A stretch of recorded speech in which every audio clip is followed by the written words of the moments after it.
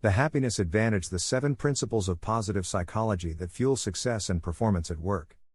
Shawn Achor, a lecturer on happiness and the best-selling author of Before Happiness, provides effective tactics for increasing your happiness. He offers clear principles for improving your state of mind, career path, health, and relationships with the world and other people. His clean prose and common sense advice explain why, almost 10 years after its publication, his book remains a bestseller, noted for its straightforward tips and pragmatic, accessible program.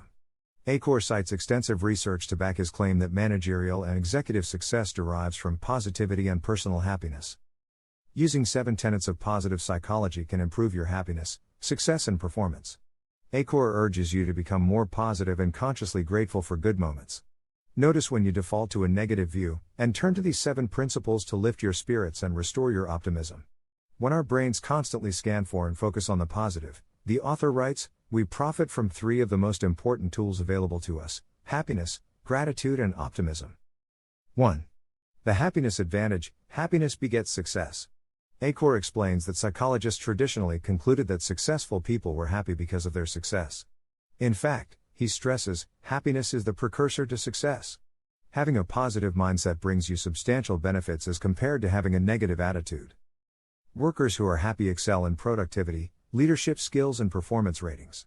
They are less likely to use sick days, burn out, or leave the company. Happiness, Achor reports with conviction, increases your physical health and boosts your immune system.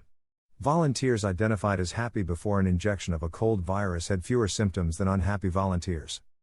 If you are a developing leader, you may want to heed Achor's advice that a manager can buoy or deflate a team with comments or nonverbal communication.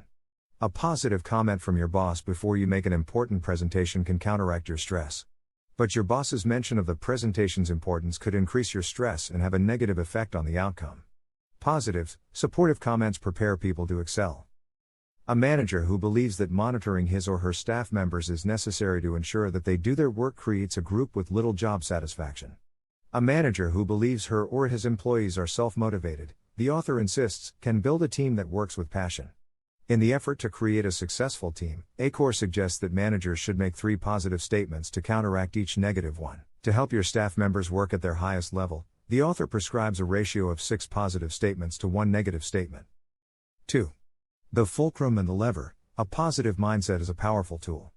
Achor concedes that levels of happiness vary for each person, but he assures you that you can improve yours. Your mindset is the fulcrum of your attitude and worldview. The author recommends changing your outlook to shift your emotional pivot point and boost your strength. To increase your happiness, he asks you to consider these points. Consistently spending 5 minutes a day focusing on your breath can positively affect your health and outlook. To increase your happiness, make a point 1 day a week of doing 5 kind things for other people. Looking at photos of loved ones in your office can give you a jolt of happiness. So can going outdoors for 20 minutes.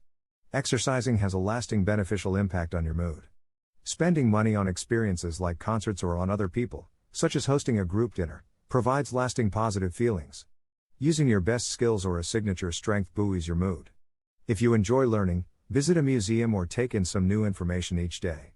Achor cites the Greek scientist Archimedes, who believed that, given the right lever and fulcrum, he could move the world. Your lever is your belief in your own abilities, and the fulcrum is your belief in your ability to change. Whether your goal is to climb up in the corporate ranks or academic ones, shifting your fulcrum or your mindset in a positive direction and expanding your lever of possibility will help you succeed. Your relative perception forms your reality at work and during your leisure time. If you view such time as unproductive, Achor warns, you won't generate the energy that you'll get if you bring a positive mindset to having dinner with your friends or family. Viewing your time off as a way to connect with people will improve your productivity. The author is far from the first person to note that believing in your own abilities helps you succeed. But he adds that knowing this makes it particularly important to understand that your mindset determines how your workday feels to you.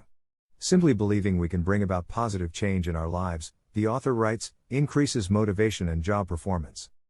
Yale psychologist Amy Wyszynski says that people view their work in one of 3 categories: as a job, a career, or a calling. Perspectives can vary, as Achor says. Some doctors view their work as a job, while some custodians see their work as a calling. How you view your work springs from your viewpoint, your job satisfaction, and how well you perform. If you don't feel that your work is meaningful, even a great job will weary your soul. 3.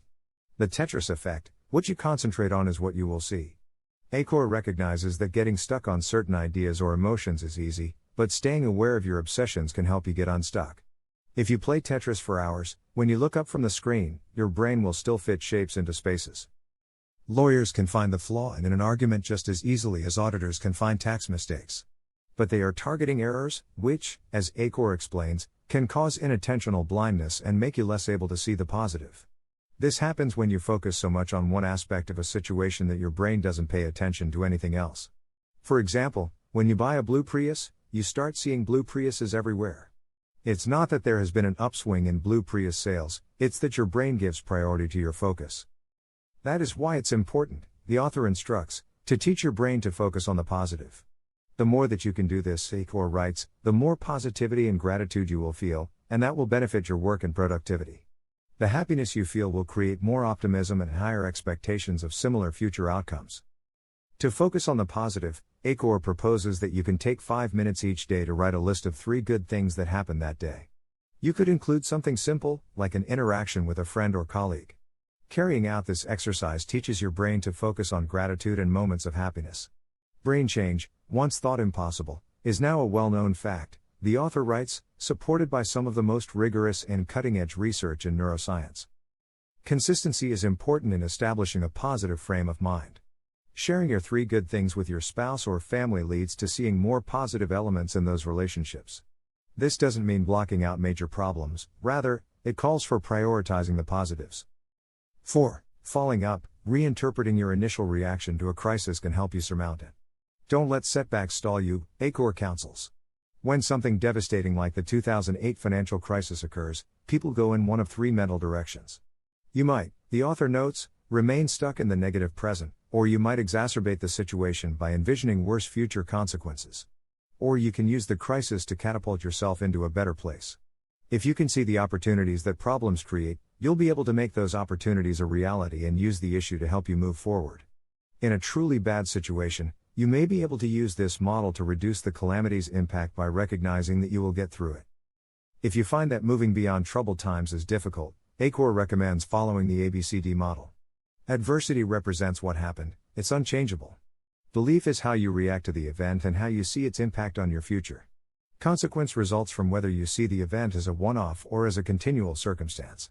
Disputation comes into play when you choose to view your negative belief as simply a belief and are willing to question it. Disputation requires you to role-play and examine objectively why you hold a pessimistic belief. Achor wants you to ask if there's another way to explain what happened. 5. The Zorro Circle. When life overwhelms you, start with manageable tasks. Achor cites Zorro, the famed swordsman, of all people. In his narrative, Zorro had a mentor who trained him in one new skill at a time, until Zorro mastered each one. When you seek to change your life, the author recommends taking small steps. If the amount of work facing you is overwhelming, he advises you to identify small tasks that you can control and expand from there. For example, Achor cites a senior executive who returned from working on a big project to find 1,400 emails in his inbox. A consultant recommended dealing with only the newest emails for several days. This gave the executive a sense of control over his environment, and he was able to clear out the remainder of his backlog within a reasonable amount of time. Returning to his main theme, Achor asserts that your mindset and beliefs determine the level of control you feel you have. An internal locus of control means that you connect your actions with your results and that you take responsibility for your mistakes and credit for your successes. People with this sense of control are more likely to be successful, are more motivated and usually have better relationships. Those with an external locus who distance themselves from their successes and failures derive the opposite results. As an example, Achor offers a woman who won awards for her work but believed that she was merely lucky, thereby dismissing the opportunity to feel true satisfaction about her work. Achor understands that everyone can fall prey to having an external locus in stressful situations.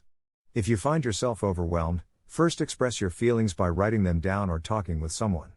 Being self-aware, you can then determine what is in your control and what isn't. The way to move forward, the author says, is to release the issues you don't control and look for areas you can change. Defining a smaller, even still somewhat challenging place to begin gives you confidence in yourself to expand your efforts. Setting realistic goals is important.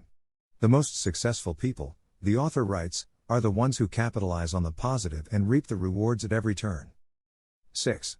The 20-second rule: willpower alone is insufficient to change a habit. Achor advocates rationing your energy so you can stay inspired. Increase your success by limiting your options and defining what you plan to do the night before you want to do it. The less energy you expend to make a change, the more successful you will be. Eating well, exercising, and getting a good night's sleep also are beneficial. Knowing this doesn't make those things easier to do, the author understands. Good habits are difficult to establish and maintain, but you can develop them the same way you learn skills. Creating a habit requires giving the brain time to encode it. Surprisingly, Achor instructs readers that willpower isn't the main element that you need to make a change. Creating new habits requires more than resolve. It requires overcoming passivity, which is difficult. That's why marketing campaigns capitalize on it. Marketing strategies that require consumers to opt out of a mailing list, fill out a form to get a rebate, or actively cancel a free subscription depend on that inertia. If you want to play guitar instead of watch TV, Achor directs you to put the remote control batteries in another room and keep the guitar handy. Ice cream sales drop when people must actively open a cooler door. People purchase less candy when they have to stand in a separate line to buy it. 7. Social investment: when in crisis, move toward people, not away from them. In the best and worst of times, nurture and maintain a circle of supportive friends. When a crisis occurs, people need to pull together. Achor reports that successful people embrace their social networks during times of difficulty. Studies found that the happiest 10% of people worldwide have strong social networks. Having a strong or weak social network can affect your lifespan as much as smoking, high blood pressure, or exercise. Short interactions with other people while passing in the office hallway reduce stress levels. When staff members feel connected to each other, their productivity increases along with their protection against stress. A strong, positive relationship between you and your boss, Achor underscores, is more beneficial for your company and healthier for both of you. Looking someone in the eye, he advises, engages the empathy and rapport areas of the brain. Speaking face-to-face with your employees or providing them with positive feedback strengthens your bonds. Adding a positive person to a team spreads that mood throughout the group and increases individual and group productivity. Positive influence multiplies. Since most people connect with 1,000 other people within 3 degrees of separation, one person can increase the happiness of an estimated 1,000 other people. While independently effective, each happiness-building process is stronger when you embrace 2 or more processes together, Achor says. Solid social networks can even help you overcome inertia when you're starting a new habit. Happiness is not the belief that we don't need to change, the author writes, it is the realization that we can. Happiness is at hand. Shawn Achor, author of the bestsellers Before Happiness and Big Potential, is in the happiness business. In this 2010 presentation of effective tactics for increasing your happiness, he created a canon of foundational ideas. Authors often cite his principles for improving your mindset, relationships, career, and health. Since Achor's gig is teaching you how to be happy, you may find his relentlessly encouraging counsel irritating or commercialized. Surprisingly, it is neither. He supports his happiness exercises and practices with sound science and social science. Though he writes with a certain gee-whiz quality, he cites extensive research to back his claim that success derives from personal happiness. He has researched his topics deeply and writes with intelligence and welcome directness. He encourages you to be more aware of your processes and how your emotional, psychological, and work habits might limit your ability to be happy and enjoy your life. He offers sensible instructions on overcoming negativity, and leaves readers confident that his optimism is authentic as he reinforces theirs, or inspires them to reach for it.